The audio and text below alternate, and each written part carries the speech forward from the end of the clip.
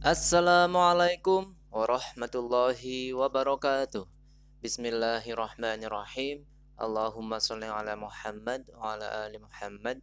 Terima kasih kepada teman-temanku semuanya yang bersedia mampir dan hadir di Ubay Channel.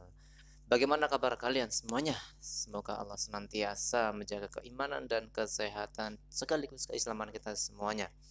Oke teman-teman, kali ini saya akan menampilkan tentang standar penilaian pendidikan. Ya, di mana PSNP atau Badan Standar Nasional Pendidikan itu menetapkan ada 8 standar ya teman-teman. Salah satunya adalah standar penilaian. Dan kali ini saya mengacu dari Permendikbud ya, Peraturan Menteri Pendidikan dan Kebudayaan nomor 23 tahun 2016. Jadi di sini bukan teori-teori dari yang lain ya, tapi dari kebijakan atau regulasi yang ada di negara kita. Oke teman-teman, sebelum kita memulai, saya menganjurkan silahkan diklik tombol subscribe agar UB Channel semakin berkembang. Dan sebelum kita memulai, mari kita membaca Bismillahirrahmanirrahim. Rabbi zidni ilma, agar Allah senantiasa memberikan keberkahan dan kemudahan kepada ilmu yang akan kita dapatkan. Ya teman-teman, sebelumnya soal penilaian, teman-teman sering mendengar lah ya, apa istilah penilaian, apa istilah evaluasi, pengukuran, dan sebagainya. Ya, teman-teman bisa dilihat di sini ya, pengukuran itu ada measurement, penilaian itu assessment, evaluasi adalah evaluation. Nah, kalau pengukuran itu adalah proses pemberian angka atau usaha memperoleh deskripsi numerik dari suatu tingkatan di mana seorang peserta didik telah mencapai karakteristik tertentu. Jadi kalau pengukuran itu adalah proses deskripsi numerik ya, pengukuran perbandingan dalam sebuah ukuran numerik. Kalau contohnya misalkan ukuran berat itu kan kilogram ya, 2 kilogram, ukuran panjang meter. Nah, itu namanya pengukuran. Nah, kalau penilaian itu adalah penilaian atau assessment adalah proses mengumpulkan informasi atau bukti melalui pengukuran, penafsiran, deskripsi, dan interpretasi atau terjemah atau penafsiran dari bukti hasil pengukuran. Nah, jadi kalau penilaian itu lebih global lagi ya, lebih luas lagi, itu nggak cuma pengukuran dalam deskripsi numerik, tapi juga dalam bentuk tafsiran, bahkan sampai interpretasi berdasarkan bukti-buktinya. Nah, lalu apa itu evaluasi? Evaluasi yaitu proses mengambil keputusan berdasarkan hasil penilaian tentang kedudukan dan performance siswa atau kegiatan yang dirancang untuk mengukur keefektifan suatu sistem pendidikan secara keseluruhan. Nah, jadi kalau evaluasi itu adalah tindak lanjut ya, follow up dari nilai yang sudah didapatkan, di mana pengukuran, penilaian, dan evaluasi itu adalah hierarki dalam sebuah penilaian ya.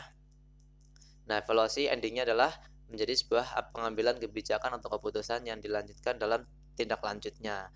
Nah, terus selanjutnya kita masuk ke bab 1 di dalam standar penilaian pendidikannya ini. Bab 1 ini ada ketentuan umum. Di situ ada penjelasan standar penilaian pendidikan adalah kriteria mengenai lingkup, tujuan, manfaat, prinsip, mekanisme, prosedur, dan instrumen penilaian hasil belajar peserta didik yang digunakan sebagai dasar dalam penilaian hasil belajar peserta didik pada pendidikan dasar dan pendidikan menengah.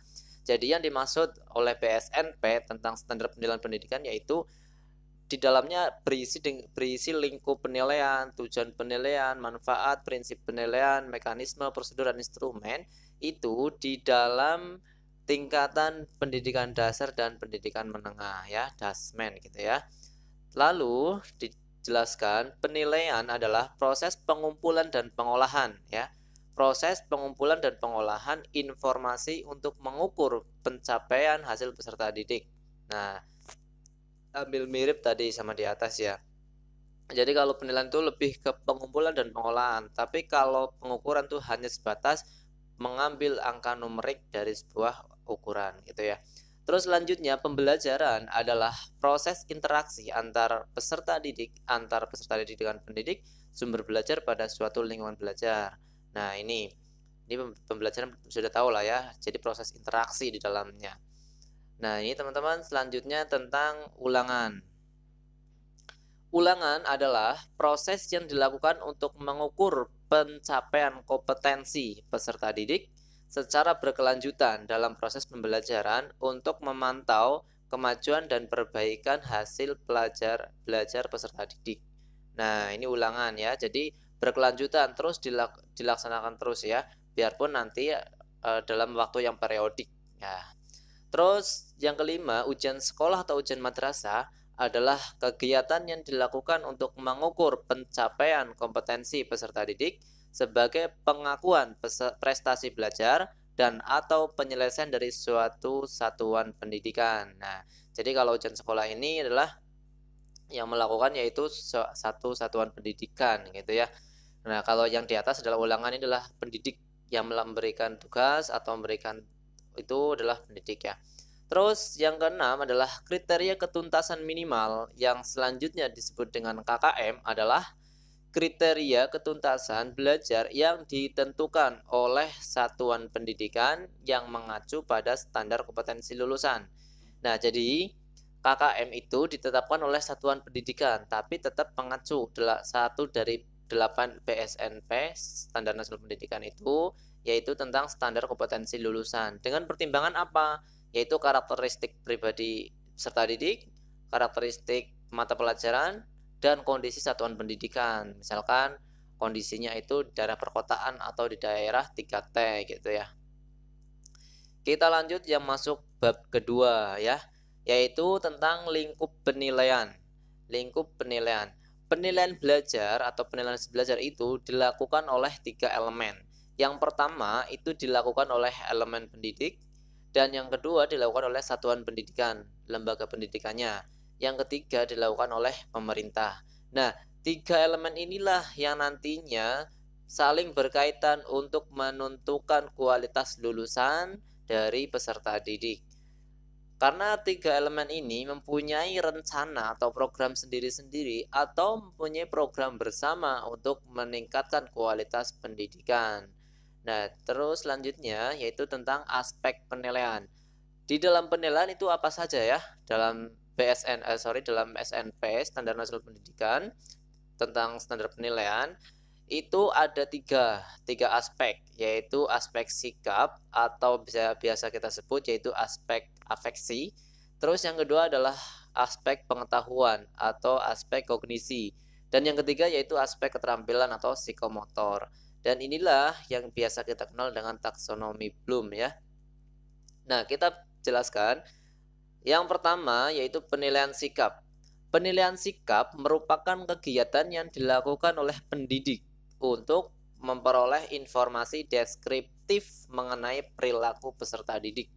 Nah, jadi kalau yang namanya sikap itu informasi deskriptif tentang perilaku seseorang ya, dan ini hanya dilakukan oleh pendidik atau gurunya yang berkaitan dari peserta didik itu. Sedangkan kalau penilaian kognisi atau pengetahuan yaitu kegiatan yang dilakukan untuk mengukur penguasaan pengetahuan peserta didik. Nah, ini tentang pengetahuannya. Terus penilaian keterampilan yaitu kegiatan yang dilakukan untuk mengukur kemampuan peserta didik menerapkan pengetahuan dalam melakukan tugas tertentu. Nah, jadi kalau keterampilan itu lebih ke aplikatif ya, dalam sebuah ilmu atau pengetahuan yang nantinya akan diterapkan oleh peserta didik. Nah, penilaian pengetahuan dan keterampilan itu dilakukan oleh pendidik, satuan pendidikan, dan atau pemerintah. Nah, sedangkan tadi kalau sikap itu hanya oleh pendidik atau gurunya. Tapi kalau penilaian pengetahuan, keterampilan itu nanti dilakukan oleh pendidik juga melakukan, satuan pendidikan juga melakukan, dan pemerintah juga melakukan. Contohnya seperti ujian nasional bersama ya, atau dan lainnya. Selanjutnya nomor bab 4. Bab 4 terkait tujuan penilaian. Penilaian, nah tadi kan ada elemen penilaian ya, itu ada 3 ya, penilaian oleh pendidik, penilaian oleh satuan pendidikan, dan penilaian oleh pemerintah. Ketiganya itu mempunyai tujuan masing-masing ya. Kalau penilaian oleh pendidik itu tujuannya itu untuk memantau dan mengevaluasi proses. Nah, prosesnya ya, proses yang telah dilaksanakan oleh pendidik dan peserta didik itu dipantau dan dievaluasi untuk dilihat atau dijelaskan kemajuan belajarnya. Ya, kemajuan belajar dan yang paling penting adalah perbaikan hasil belajar peserta didik secara berkesinambungan. Jadi selalu ada namanya perbaikan-perbaikan. Nah, itu tujuan dari penilaian oleh pendidik.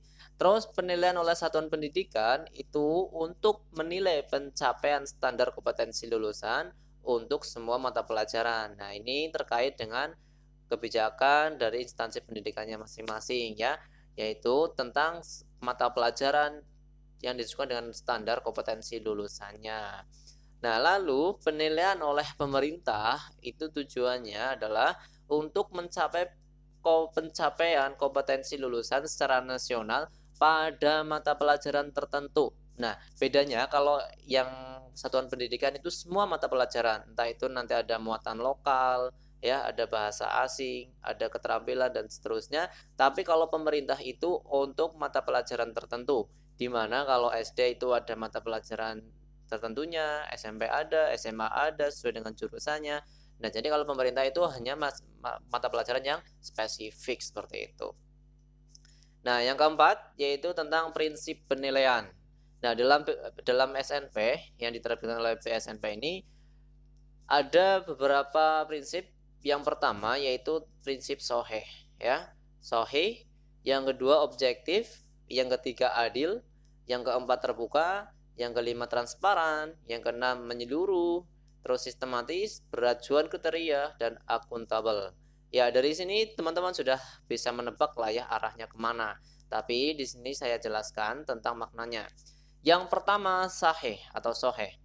Berarti penilaian didasarkan pada data yang mencerminkan kemampuan yang diukur. Maka dari itu ada namanya buku induk penilaian ya, penilaian dari hasil belajar siswa, dan itu semuanya berdasarkan data kalau soheh ya, tidak ngarang. Jadi data yang ada itulah yang nantinya akan menjadi penilaiannya. Terus yang kedua, objektif. Berarti penilaian didasarkan pada prosedur dan kriteria yang jelas, tidak dipengaruhi subjektivitas penilai. Nah, salah satu yang paling penting adalah objektivitas dalam sebuah penilaian.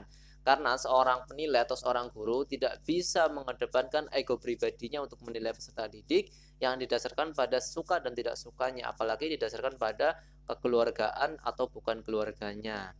Nah, yang ketiga yaitu adil. Adil ini berarti penilaian tidak menguntungkan atau merugikan peserta didik, ya. Jadi untuk ruginya peserta didik itu dikarenakan kebutuhan khusus, perbedaan latar belakang, agama, suku, budaya, adat istiadat, status sosial ekonomi, dan gender. Jadi harus adil ya, tidak ada unsur sara terutama dalam hal penilaian.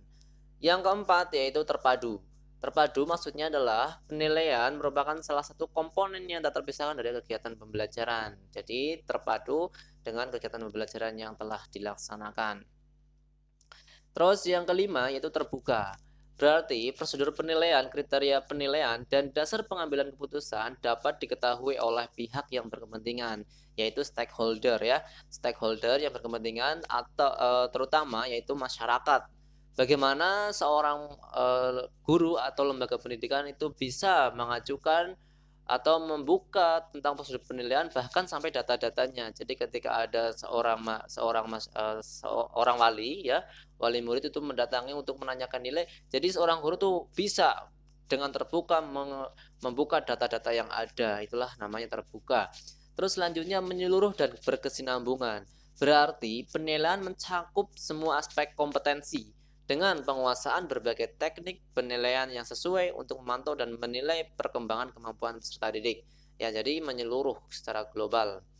Yang ketujuh yaitu sistematis. Berarti penilaian dilakukan secara berencana dan bertahap dengan mengikuti langkah-langkah baku. Jadi tidak acak-acakan ya, sistematis. Terus yang kedelapan, beracuan kriteria. Berarti penilaian didasarkan pada ukuran pencapaian kompetensi yang ditetapkan. Dalam hal ini adalah KKM ya. KKM itu nanti ada KKM yang bersifat oleh satuan lembaga pendidikan atau oleh pemerintah. Dalam hal seperti UN itu kan ada standarnya gitu. Yang ke-9 yang terakhir yaitu akuntabel. Berarti penilaian dapat dipertanggungjawabkan baik dari segi mekanisme, prosedur, teknik maupun hasilnya. Jadi tidak asal ngarang sehingga ketika dipertanggungjawabkan itu tidak bisa mengajukan bukti-bukti yang otentik. Nah, akuntabel ini adalah penilaian yang dapat dipertanggungjawabkan. Oke, alhamdulillahirrahmanirrahim. Bersambung teman-teman ya. Silahkan diklik tombol subscribe dan share ke yang lain. Insya Allah nanti kita akan lanjut dengan intinya tentang mekanisme, prosedur dan sebagainya. Sekian dari saya. Wassalamualaikum warahmatullahi wabarakatuh.